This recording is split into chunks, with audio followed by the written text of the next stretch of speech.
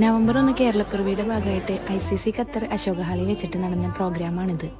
കേരളത്തിന്റെ പല ഭാഗങ്ങളിലെ പല രുചികളുടെ ഒരു മേള തന്നെയായിരുന്നു അവിടെ നടന്നിരുന്നത്. അത്യാവശ്യം നല്ല തിരക്കുണ്ടായിരുന്നു. ആ ഹാള് മൊത്തം ആളുകൾ കൊണ്ട് നിറഞ്ഞിരിക്കുകയായിരുന്നു.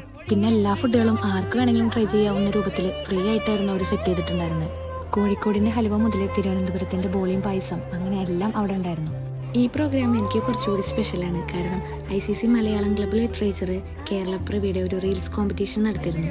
അതിന്റെ സെക്കൻഡ് പ്രൈസ് കിട്ടിയത് എനിക്കാണ്. Reels competition Naseeba Fahad. The second prize winner Nasima, please. Please Nasima.